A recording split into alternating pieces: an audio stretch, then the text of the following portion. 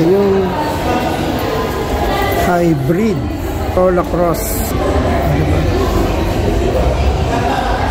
Iba yung arrive niya, no? Nakalock yung loob eh.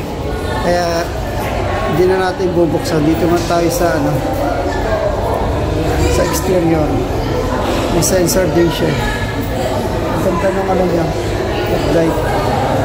Pakala siguro ito pang GRS lang. Iba yung grill niya.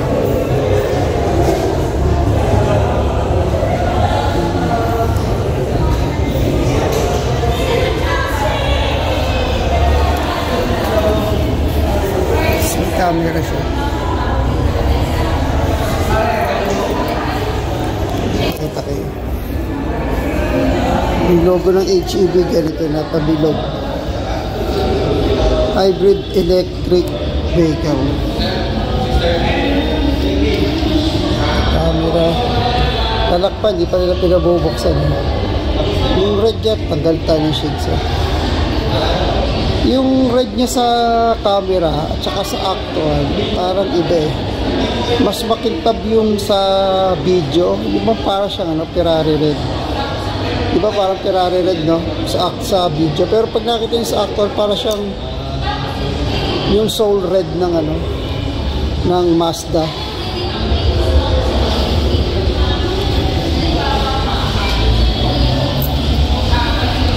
.225 by 50 R18 Maxi.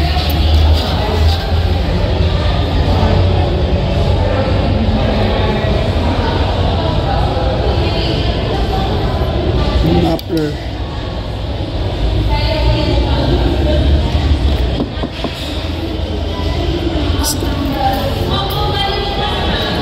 Sarado. Di makita yung loob eh. Ito na lang siguro, ganyan na lang.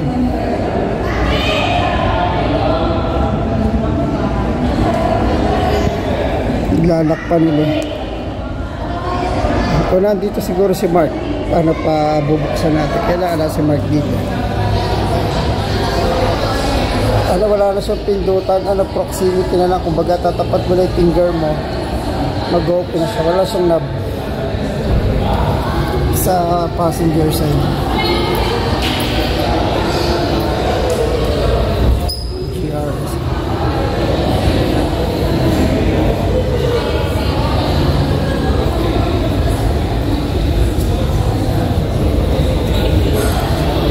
Ito meron siya. Sa sasiyan sa passenger.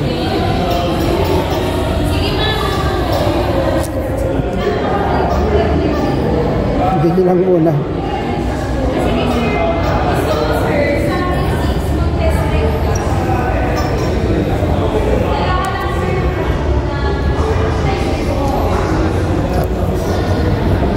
Michelin tires.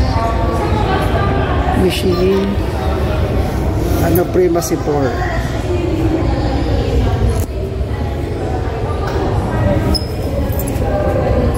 Yung shock niya para pa rin sa stock pa rin siguro. Kaya manabago at GR. Aesthetic lang. Aesthetic lang.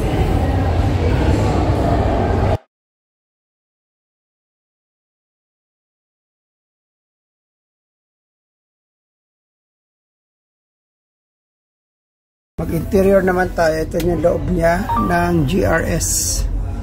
ng Corolla Cross. Leather siya, yung gitna, lahat, pati gilid, sides, tapos yung grab handle niya iba pag sinarado mo.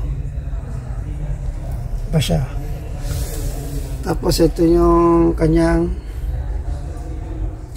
I think yung aircon niya. I think it's dual. Tapos ang napansin ko medyo mababa yung niya. Yung center console niya, medyo nakababa. Hindi siya mataas. So, hindi siya sa akin sporty looks. Hindi siya sporty look sa akin. Mas sporty look sa akin kung mataas yung center console, like yung Ford Everest, yung Ford tawag niya Territory, yan, okay yan. Matataas ng center console na. So, syempre Toyota, may kanya-kanya silang design.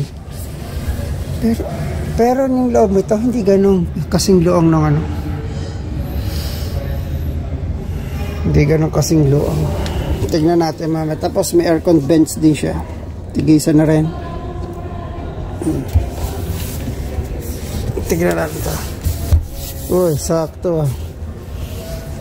May isa. Tignan natin. Kung naihiga. Pwede pa pala. So, pwede pang ihiga yung ano, yung seating niya. Pero parang medyo nakaka, ano na, yung tignan niyo po yung pantay. Sarado ko na po. So, yung normal po, ganito po. Ito, pagka naman, ano, mag-incline pa kayo, ganito na ang pwesto niya. Ayan. So, ito, pwede pang i-adjust. Ayan, ganyan na po. At saka, ano, mas maganda yung ano ngayon, yung hakabo. Yung lower portion kasama na hindi yung gaya ng dati medyo mataas siya, parang putol. Ito ngayon may ano, may curve siya pababa. So mas ano, mas masarap ano sa ulo yung pantay niya. Okay siya. Thumbs up. Tapos meron siyang pocket pero wala siyang hook. Pero malalim yung pagkakadesign niya, tignan niya. Medyo pagal siya tapos bababa. So, yung knee, ganun kalat. Maluwang naman. Pero, meron siyang center tunnel. Mataas yung center tunnel niya. So, yun nasa gitna. Ano pakiramdam? Medyo hirap. Itaas natin yung headrest. Hirap. Mas comfortable siya kung ano, kung apat lang. Tapos may camera na rin, ayan, sa harapan. Yan, ano, may recorder. Pasensya na, madilim na po ako nakapag ano, pag vlog. Tapos ano na rin siya, ano, dire-diretso yung salamin niya, walang cut.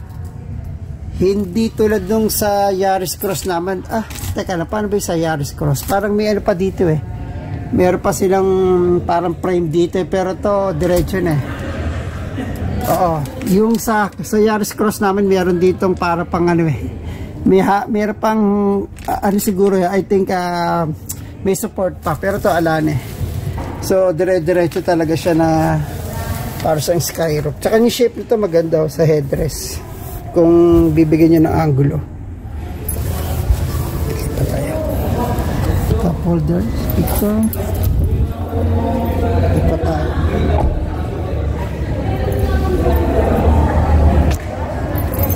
Dito tayo sa cockpit.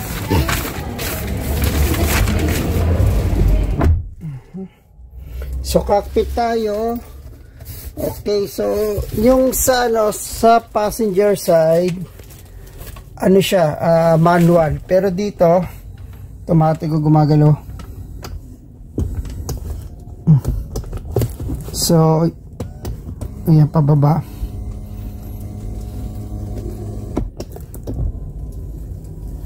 So, ito yung kanyang pang-control. Dito sa mirror, automatic. Siyempre, lock and lock.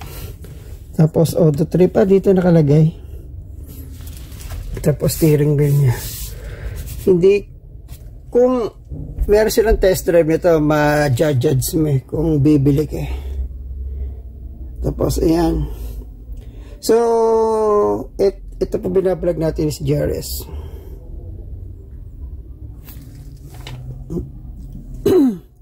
Meron siyang hold tsaka parking. Dalawang cup holder.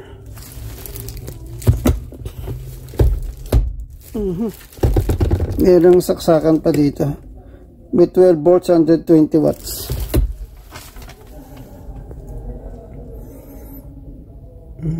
Tapos ala na, auto.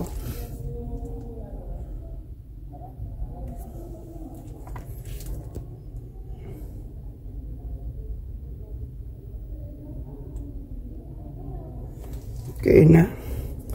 So, ito yung mga ano niya sa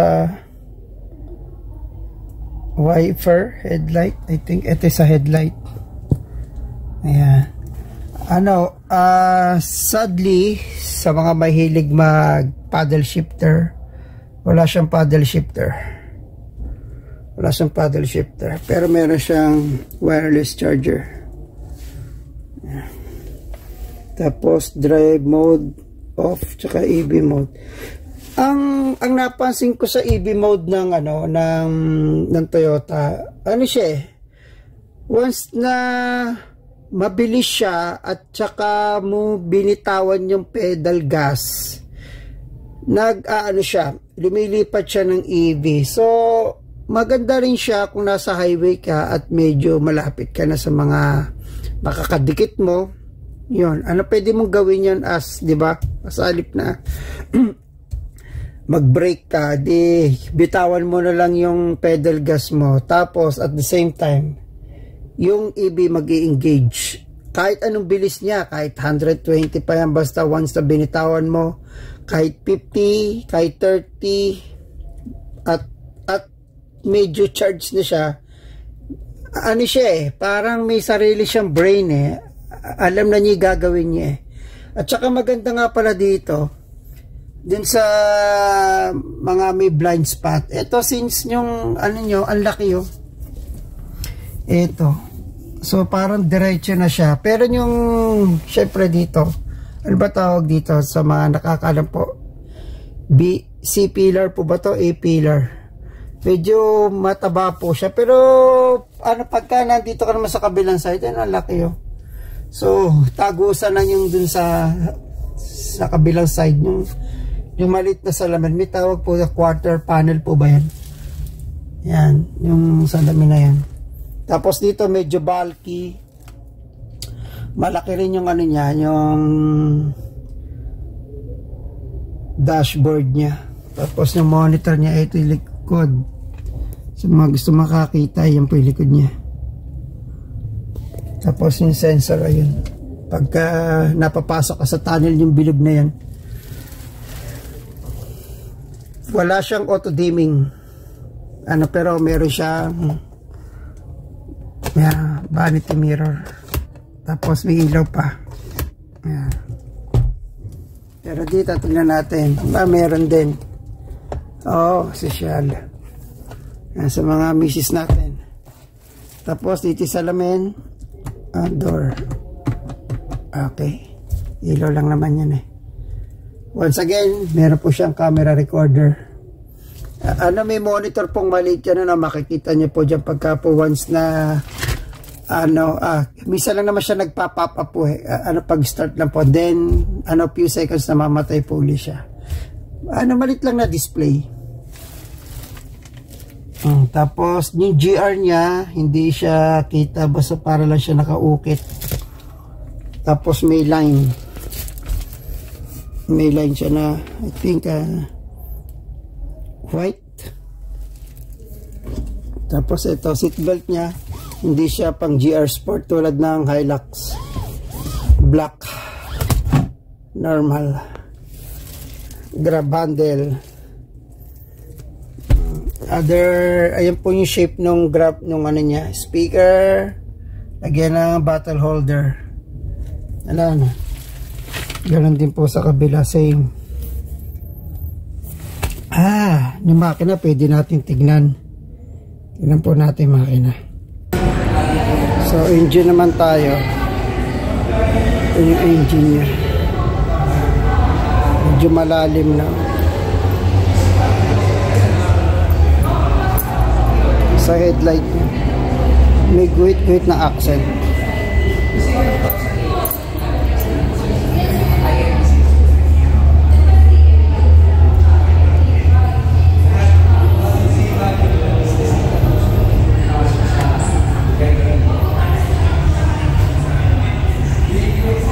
Inverter,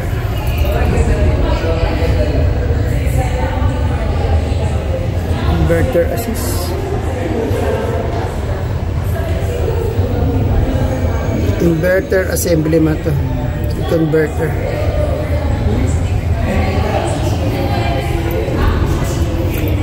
Ano to, normal battery, 20 ampere hour, 33 ampere hour.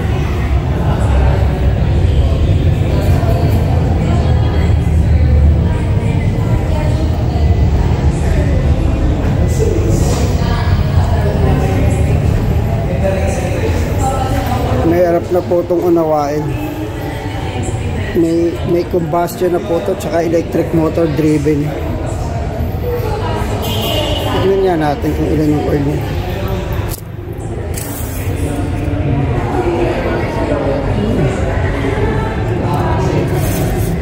So, hanggang buhi talaga. Grounding. Tapos may cover din siya. Ang lalim mo.